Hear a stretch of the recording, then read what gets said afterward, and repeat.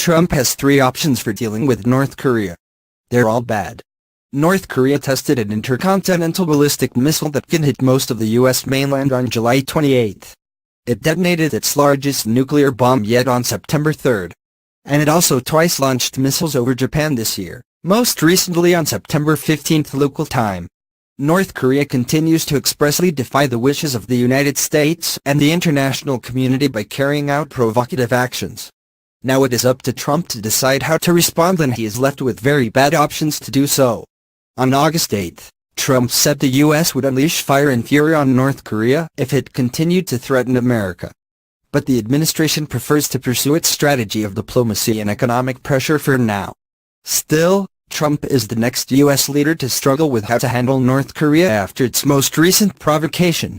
Presidents from Bill Clinton to Barack Obama tried different approaches to deal with the Hermit Kingdom, such as diplomatic engagement, labeling it a state sponsor of terror, or simply ignoring it in hopes that the regime would collapse on its own. None of those approaches worked, as the regimes of Kim and his father and North Korea's nuclear and ballistic missile programs more generally outlasted them all. U.S. policy toward North Korea has been unsuccessful for a couple of decades, Sheena Greitens, a North Korea expert at the University of Missouri, said in an interview. We're seeing the consequences of that now. With Pyongyang successfully testing a missile capable of hitting the mainland, Trump is tasked with trying to find some way to keep the danger from getting even worse. However, the options he has available to him are broadly the same as the ones his predecessors had: military strikes, diplomacy, or economic sanctions. The military option would entail a surgical strike on North Korea's nuclear sites to take out the country's missiles as well as the country's political leadership, including Kim Jong-un.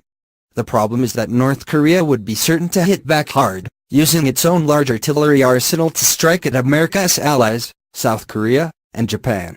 That would likely kill tens or even hundreds of thousands of people, including U.S. troops stationed in both countries even before nuclear weapons were dropped. The diplomatic option would see the U.S. try to come to some sort of agreement with North Korea to either give up its programs or, at a minimum, freeze their development. Over the past few decades, though, North Korea has shown no desire to follow any agreements, consistently breaking accords with the U.S. and its partners and covertly advancing its nuclear weapons and missile efforts. And the sanctions would be meant to impose so much economic pain on Pyongyang that it would conclude that the costs of continuing the programs are too high. But many items the country wants and needs, like weapons and fuel, are already highly sanctioned by the U.S. North Korea hasn't changed its course. So, the options for Trump are poor and fraught with risk. There are no silver bullet solutions, James Miller, the top Pentagon policy official from 2012 to 2014, told me. In some ways, that means the bigger and more immediate question is whether Trump can avoid taking steps that make the problem worse. As Greitens told me, there are basically three broad options Trump can choose from: 1. Military strikes, 2. Diplomacy, or 3. Economic sanctions. But here's the rub: option 1 is incredibly dangerous, and options 2 and 3 have a mixed track record at best. First, the military option. The last thing Defense Secretary James Mattis wants is a war with North Korea. A conflict in North Korea, he told CBS's John Dickerson on May 28, would be probably the worst kind of fighting in most people's lifetimes. General Vincent Brooks, who commands U.S. troops in South Korea, thinks that tensions are high between the North and South, as the only thing keeping both sides from fighting is self-restraint. In other words, there is nothing really keeping the two countries from warring except a massive provocation or miscalculation. That is not only a problem for the Koreas, but also for America. Around 23,500 U.S. troops are stationed in South Korea. Many of them are within reach of North Korea's artillery. And, should a war break out, many would be killed as they would be considered top targets by the North. If the U.S. is worried North Korea might make the first move, though, it could launch a preemptive surgical strike on North Korea. It would certainly do damage to the country's missile and nuclear programs. But North Korea would retaliate, imperiling the safety of U.S. allies South Korea and Japan. Pyongyang has the world's largest artillery arsenal at its disposal, with around 8,000 rocket launchers and artillery cannons on its side of the demilitarized zone between the North and South, and it can use that arsenal to strike the major capital of Seoul. It could also use its short-range missiles to strike Tokyo and other large Japanese urban areas, some of them with only about a 10-minute warning. But a fight between the North and South would be bad enough. Simulations of a large-scale artillery fight produce pretty bleak results. One war game convened by The Atlantic back in 2005 predicted that a North Korean attack would kill 100,000 people in Seoul in the first few days alone. Others put the estimate even higher. A war game mentioned by the National Interest predicted Seoul could be hit by over 500,000 shells in under an hour. Those results don't bode well for one of Washington's closest allies, or for the 25.6 million people living in Seoul. None of this even factors in the large-scale refugee crisis that a war would create, where millions would flock north to China as their homes and livelihoods are ravaged by war. That is something China expressly does not want. Beijing prioritizes stability on the peninsula, and it helps explain why it has been so unwilling to alter the status quo in North Korea. Any change, China fears, may lead to problems for the Chinese government down the road. Here's the end result, according to my colleague Zach Beauchamp. Given North Korea's massive conventional military and unknown number of nuclear weapons, conflict on the Korean peninsula would cost hundreds of thousands, if not millions, of lives. So a surgical strike may have risks because of what North Korea might do. It is also a risk because the strike itself may not work as planned. The reason for that is many of North Korea's nuclear sites are underground or in caves. Plus, the US and its partners are unsure where many of the dozens of missiles that would carry a nuclear weapon are. Some are hidden away and others are on mobile launchers that could be moved if North Korea sensed an attack was coming.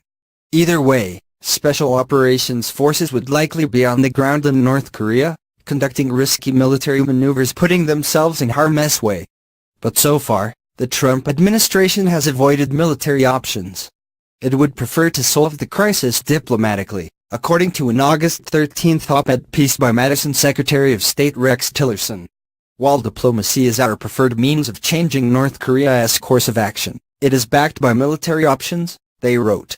The U.S. is willing to negotiate with Pyongyang.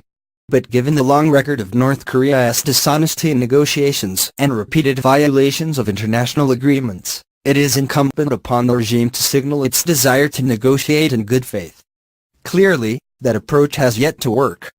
But to be fair, it hasn't worked for past administrations, either.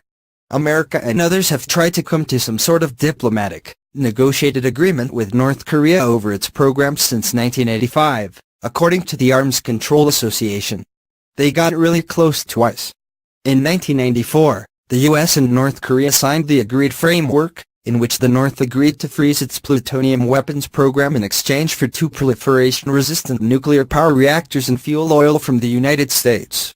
However, the agreement collapsed in 2002, and by January 2003 the North had resumed its nuclear program.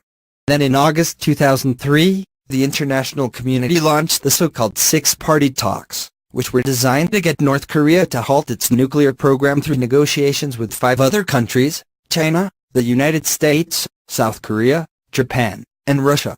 In September 2005, it looked like the talks might work. North Korea formally agreed to abandon all nuclear weapons and existing nuclear programs in exchange for energy assistance from the other countries. But in 2009, amid disagreements over technical details related to verification, North Korea walked out on the talks. It says it will never return to the negotiations and maintains that it is no longer bound by their agreements. And it has been ramping up its nuclear and ballistic missile programs ever since. Kelsey Davenport, a North Korea expert at the Arms Control Association, thinks diplomacy has the best chance of success, but notes that the cost for the U.S. would be high. That will require the United States to put something on the table that North Korea wants, perhaps a reduction in U.S.-South Korean military exercises, she said. South Korea, which relies on U.S. security backing to protect it from China and North Korea, would worry about America's commitment to it if that trade were made. South Korea's President, Moon Jae-in, has sought a less hawkish approach to North Korea, preferring tougher sanctions instead of military maneuvers. Sanctions tend to work much better before a country obtains what it wants, Crichton's noted. In this case, North Korea achieved a big step toward its goal of having a missile that can carry a nuclear weapon to America's largest cities. It is going to be hard at this point to use sanctions to change North Korea's behavior when Pyongyang feels like it is so close to the finish line. And it is not like North Korea sanctions are a new idea. In fact, sanctions have already been placed on key items being imported or exported by North Korea, weaponry big and small, coal, minerals, and fuel, luxury goods like yachts, funding for its missile and nuclear programs, and even a ban on travel into UN member states for those who work on the country's nuclear program. On September 11th, the United Nations passed its harshest sanctions package it has ever adopted against North Korea, which includes banning textiles exports and capping shipments of crude oil into the country. But even then, North Korea continues to defy international pressure by improving its program. There are also some other maneuvers Trump could take. He could try to increase the cyber program meant to sabotage North Korea's missile launches within their first few seconds, which the Obama administration pioneered. Trump could also continue to send more aircraft carriers off the coast of the peninsula as a show of force, hoping to intimidate North Korea into stopping their tests. Or, he could decide to just accept that North Korea is a nuclear power with the ability to strike America. After doing so, the US and its partners would seek to contain North Korea's nuclear ambitions and deter an attack launched from Pyongyang. But accepting North Korea's programs as there is likely the least palatable for the tough-talking Trump. So, the president is stuck with the same weak hand to respond to North Korea, but North Korea's hand got stronger after the ICBM and nuclear weapon tests. It is no wonder, then, that Trump tried something different by relying on China to solve the problem even if it didn't work. Trump's reliance on China to handle North Korea was unlikely to work. Trump's plan was to get China to make North Korea halt its missile and nuclear programs. But Kelly Magsamen, a top Asia Pentagon official in the Obama administration, never thought that was a good idea. President Trump was foolish to outsource his North Korea strategy to China, she said in an interview. China can certainly play a major role, but they don't share our interests. It takes more than one summit and a few tweets to address the North Korea challenge. China's failure to deliver was evident back in April when new data showed its trade with North Korea had increased by 37.4% in the first quarter of 2017. North Korea's economy is almost entirely dependent on China, with Beijing providing Pyongyang with food, fuel, and machinery. Had China cut that off, North Korea would be in trouble. But, clearly, the opposite happened. Trump himself seems to realize now that China is unwilling to do America's bidding on North Korea, per his tweet on July 5th. That was a surprising turnaround for Trump, especially after he felt he and 11 came to an understanding on North Korea during their Mar-a-Lago summit back in April. Then again, Trump promised to be much tougher on China during the campaign, claiming he would deem it a currency manipulator on his first day in office. He later changed his mind on that. So, Trump decided to scrap the China plan, and now he has to decide what the new course of action will be. Trump has sold himself as a deal-maker of unparalleled skill, and it's possible he'll come up with something creative and new. It is more likely that he'll find himself in the same bind as his predecessors,